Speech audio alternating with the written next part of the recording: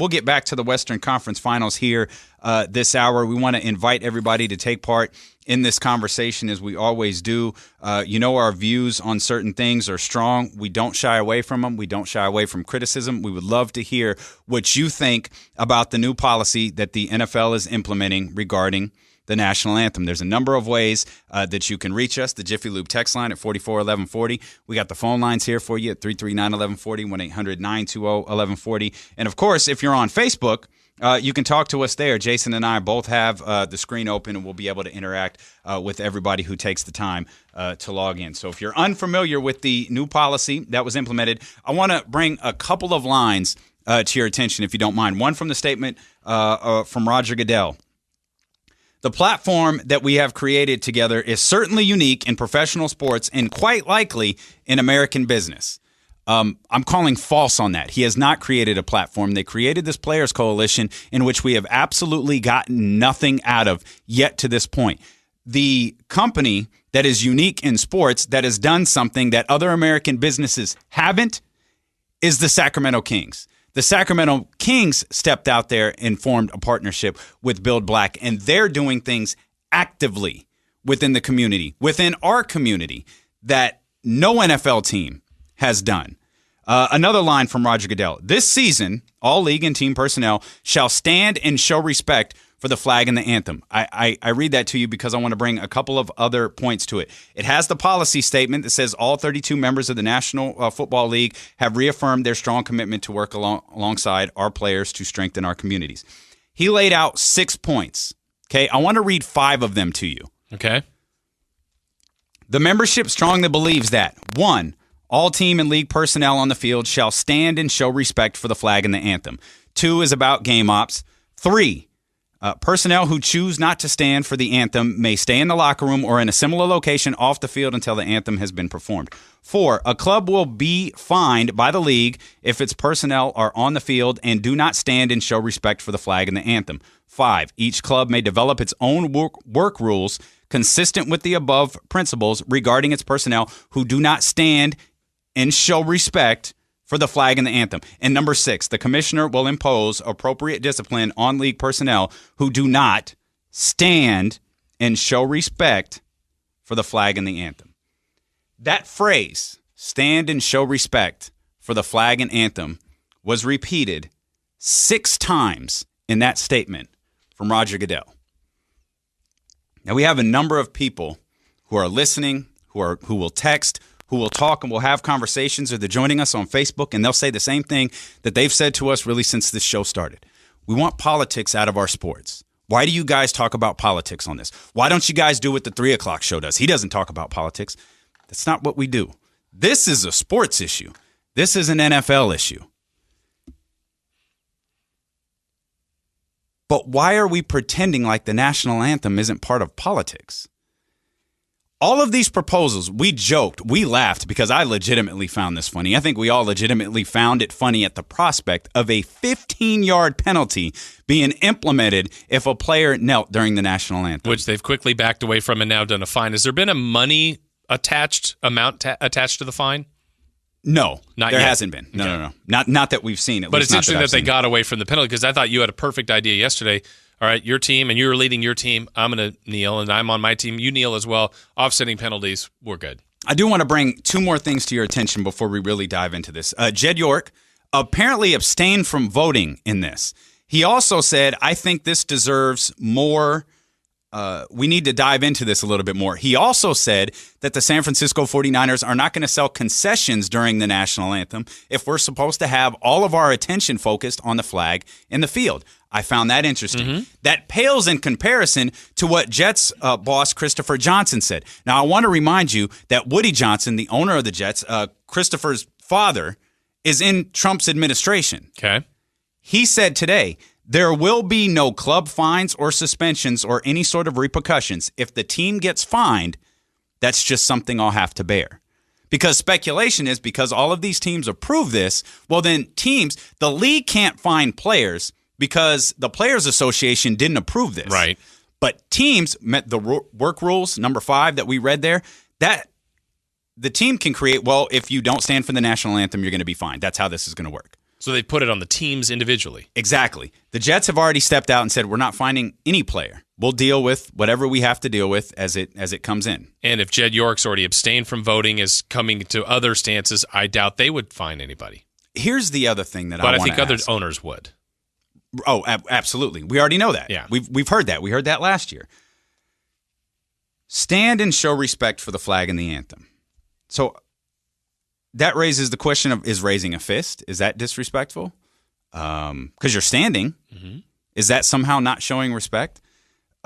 But my biggest question with this, Jason, is why? Like, why can, in this case, Roger Goodell, or why could the company we work for, or why could this person on Facebook Live, or this person on the text line or the phone line, why can they tell me that I have to stand and show respect for the American flag? That's a legitimate question that I have. Like, we're talking politics here, right? We don't want politics bleeding over. I thought the easiest solution to this, stop playing the national anthem. Right. But why can't that be done? I would say on the question you asked, though, why forget the phone line, the text line, what we would say, that's the NFL's property. Can they, as a company, we might have rules here. Or other, and not anthem but related. How can you implement that? Like, how can you tell somebody, right? This is a political view regarding, a lot of people have strong feelings about this country right now and the way it's being operated, run, and the way that certain people in it are being treated. I'm one of them. Mm-hmm. I've never shied away from telling anybody that. So why are you telling me? It's been made, this is about the military, this is about troops. No, it's not. It doesn't have anything to do with it. You know what else I hate that I don't think I've ever said on the air before? I hate those military family reunions at games. Oh, you do? I think it's so disrespectful to those men, those women, and those families. It's this heartwarming moment that you have for the live crowd or that you have for television. How many military people come back from service and they don't get that moment? Their wives have left them, or their kids have been missing their dad, or they're suffering from post-traumatic stress disorder. Right. I told you my military experience, not that I have any because there's no way I'm brave enough to go to the military. My grandfather's, he hated every second of it and never said a glowing word about fighting in the war or coming back and being proud of America. That's what I was raised on. Right. And my dad... My grandpa was one of the most racist guys I know. My grandpa called me plenty of names when I was younger. So, like, I love him more than any other man that I love in the world. He was essentially my father. And his experience with the military is not glowing. Yeah. So how can the NFL tell me you have to stand and show respect for this flag, this song, this anthem?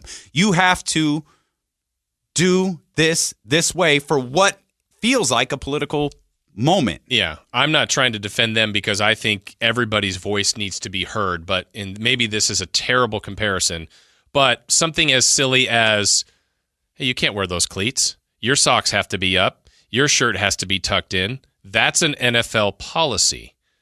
You're telling me what to do. How is it different? When you can't wear those game... Well, who was it? Antonio Brown wore different cleats? You're fined. That's not approved. The referee once told Antonio Brown, don't come back out right. if you're going to wear those cleats. Because it's a league policy. Mm-hmm. Now, I'm not for the policy, but that's their rules. But that is... Whether or not we agree with But them. that's a uniform violation. That is related to the on-the-field product to a degree. Right. Because you have sponsors, right? Yeah. You have... But is it different? Because I think in the end, ownership, whether we agree with it or not, I think they believe this has hurt their pocketbooks. We don't see it that way. Not everybody sees it that way. Others do. Like, I'm done with it. Like, anybody protests, I'm not watching the NFL again. Well, that is affecting their bottom line, and that's their product. But I think the worst thing you could do is silence voices. So here's what we're doing now. And that's that's what Alan Holder says here on Facebook Live. If you're just tuning in, we're on Facebook Live again. We're trying to interact with everybody as much as possible here as we discuss this topic. You mentioned silencing voices. Okay, so if you don't want to be a part of the national anthem, you can stay in the locker room. Yeah. So what's is that going to happen? By the way, You think teams or individuals will do that? Absolutely. Okay. And then that's going to be reported. And that's where I was going next. What's going to happen now? Because all eyes now turned after the national anthem to the tunnel. Yeah. Who's coming running out of the tunnel? And how is that different than taking a knee during the national anthem? Which, by the way, everybody's forgot what the hell that meant. True, which is the shame of all of it. But you're right, then I think, let's say 4 players from the 49ers, doesn't even matter who, 4 players from the 49ers come out of the tunnel. After the game, no matter how the game goes, people go to those players' locker room. Why'd you do that? What was the point? What are your thoughts behind it? Are you going to do this every game? But I think it's like anything else where game 2, game 3, game 4, does it stay a story?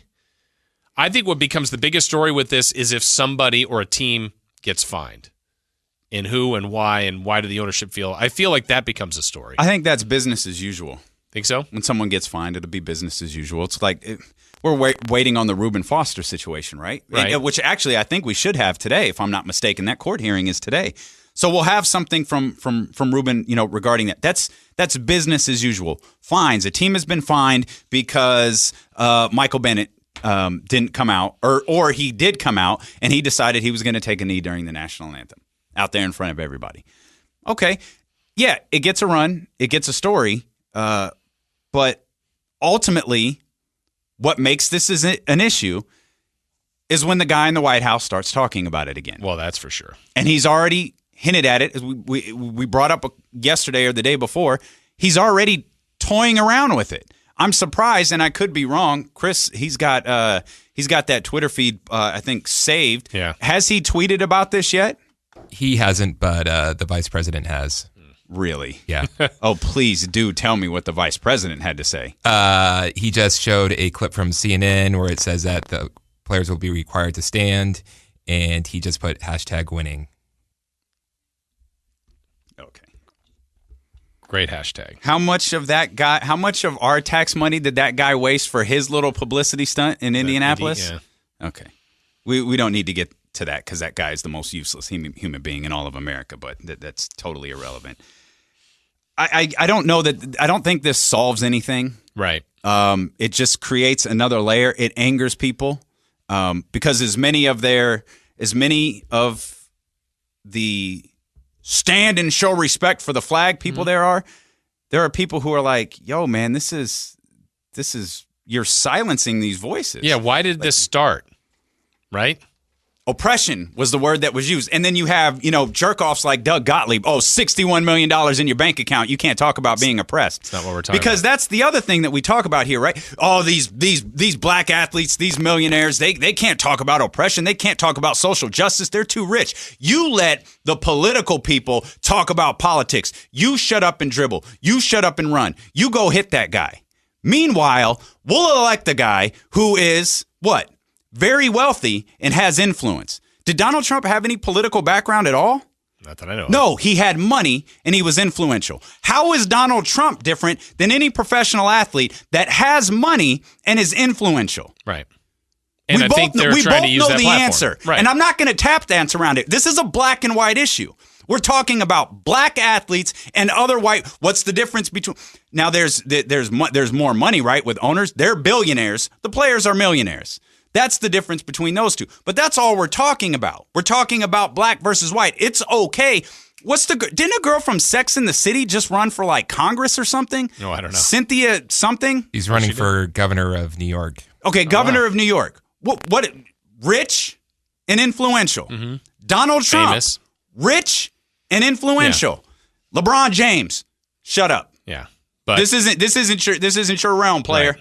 Keep your mouth quiet. Colin Kaepernick, shoot, he doesn't even have remotely close to the money that I just mentioned, of the names that I just mentioned. Yeah. But, hey, no, man, you make too much money. Your contract is too much. Stand up. Yeah. No, don't talk about social injustice. Don't talk about police killings that are happening on Facebook Live. Don't talk about this stuff. You can't log on to any social media account and not see what Colin Kaepernick was talking about 2 years ago today. Right. And we're still fighting this. And the offshoot of it, too, is we've both thought that, there's no chance for Kaepernick. But how about his teammate, who's been very vocal behind this before, is Eric Reed. Still without a job, still obviously a very good player, but where does he fall in this? Is he going to be a guy that's left out of the league again? Or like Colin Kaepernick? Because of that. Did I not watch the 49ers enough? Was Eric Reed not good and I just thought that he was? I thought Eric Reed was good. I thought he had, Kaepernick's good enough. I understand that. But he's the target, right? But Reed wasn't even always – I always thought it was interesting that Reed, I felt like while Kaepernick was doing all of that as a current player, not that many people talked about him. Mm-hmm. But now they do, as far as what his stance was. You have to be a sacrificial lamb to get attention, I guess. Yeah. And that's what Eric Reed has become. Cap, we knew was never going to play again. Yeah. I'm still so amazed that almost, I guess it'll be in August, 2 years later, this is still a massive issue. Yeah. And that I don't think is any. This is the NFL's resolution, right? Like we got this question here. I wanted to give proper credit. Sorry, I'll find out who to give it proper credit to. But what's more disrespectful, taking a knee during the national anthem or not coming out for the national anthem? See, is that now a conversation where it's, oh, this person's a piece of crap. They're this, they're that, they're this because they didn't come out for the national anthem. Well, think about that. Follow that train, right? If you are a stand-up, what's the line? They said 6 times, and show respect for the flag. Stand and show respect. I have no idea what you're doing in the locker room, but you're not out front standing and showing respect for the flag. By right now, the league is saying that's okay. How many people are going to complain about that? If you are a stand and show respect for the flag, then you should be, I'm upset that players are in the locker room. I don't know what they're doing. So does it then grow to another level? But again, that's where I feel like it's tricky because this is, for lack of a better term, kind of the NFL's policy. We can all disagree with it or agree with it. But should you be allowed to implement this policy? Not just the NFL, right, but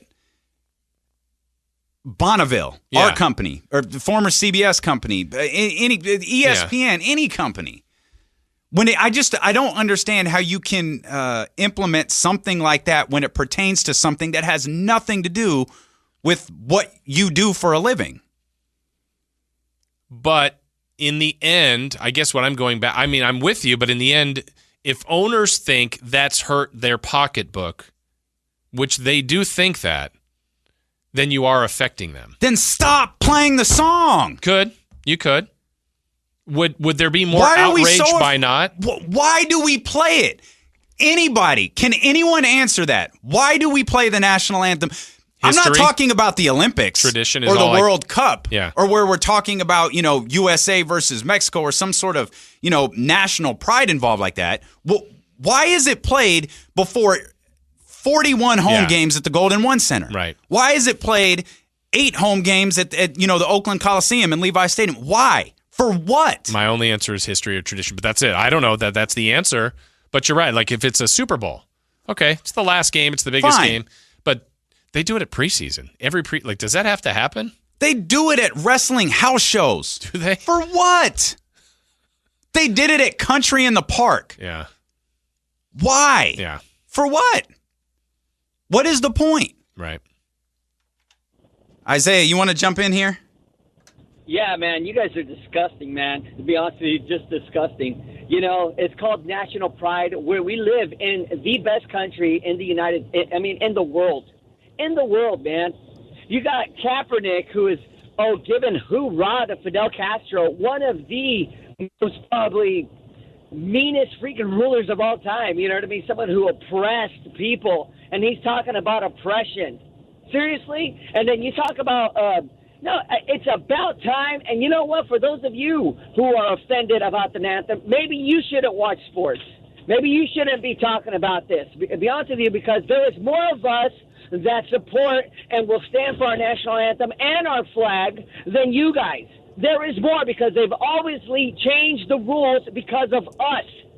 Because of us. Because why? Because we live in the best country in the world, and if you don't like it, you can get out. You can go to England. And then be honest with you, over there, they make you stand, for crying out loud. In Canada, of all places, they make you stand for their national anthem. That's right. And they're way left. So, this is, and you talk about something that has been in the rule book since the beginning. Oh, I swear to you, I didn't cut him wasn't us. off. Yeah. I did not cut him off. He lost phone connection. We're on Facebook Live. I'm clean on this one. Yeah. I did not cut him off. Isaiah, you still there? I can hear a little sound come back. Hey, go ahead. I'm enjoying this, buddy. Go ahead. Keep going. We lost you a little bit. No, I am. Go ahead. Pick up because we lost you there. Go ahead. No, well, what I'm trying to say is, you know what? We live in the greatest country in the world. That's your opinion, Isaiah. That's your opinion. No. Well, then, seriously, then what are you doing here? If you don't like this country, you know what I mean? Go to England. Go to Canada. I didn't say I didn't like it. Okay, No, so no. you're the love it or leave it guy. Well, I'm sorry, but it's coming to that point here in the United States. Hey, I'm just curious. I'm curious. Hold on, Isaiah. I'm curious real quick because you kept saying we. Who is the we that you're referring to? I'm going to be honest with you. The blue-collar worker. That's right. We are the ones who support you guys.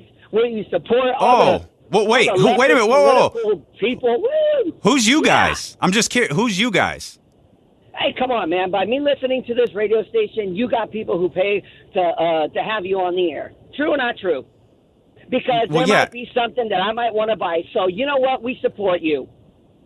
True or not true? I'm curious. Who's the we? You're the blue collar guy keeps me and Jason employed. Guy, you know what? White collar guy that's sitting in his office listening to you too. That's the listener. Yeah. Come on, man. Okay. True or not true? But no, you're right, man. My entire livelihood depends on you. Not just me. The next truck driver right there. In his office. That's right, bud. That's right. Okay. So come on. Hey, look, I'm glad that you're actually taking my criticism fine, but you're actually being sarcastic about it like, dude, I'm just listening. I'm just listening to you. That's all I'm doing. I'm glad somebody's finally listening. And the reason why Gray Napier doesn't ever bring it up is because, you know what? He doesn't got the kahunas to talk about this. You know what I mean? Well, you can take that up. You can take that up with Grant at 3:00. You don't have to take that up with me. No, I know, which is great that you guys do bring it up and that you guys do allow someone like me to get on the radio and talk about it. But you know what? I mean, everybody bashes on our president because, you know what? He's the president of the United States. And you know what? He represents our flag, represents our country. He just, for crying out loud, just put somebody in the CIA. That was a woman, the first time ever. Okay, all right. Now you're doing too much for me. I wish the people on Facebook Live could have heard that phone call. I don't. No. That's right. I think it was Marcus said, we can't hear the calls. You're better. I know. For it. So, Marcus, yeah, I'm sorry about that, man. I really apologize that the people on Facebook Live couldn't hear that. Hey, Isaiah, thanks for listening. Thanks for allowing Jason and I to have a living. We greatly appreciate that. There are some other NFL rules that are coming into effect. We've speculated the kickoff might be going away, and I think we've taken a step closer to that. We'll talk about that. And plus, Nick Foles. Would you rather be a backup or play for the worst team in the league? Nick Foles had to make that decision. We'll explain next.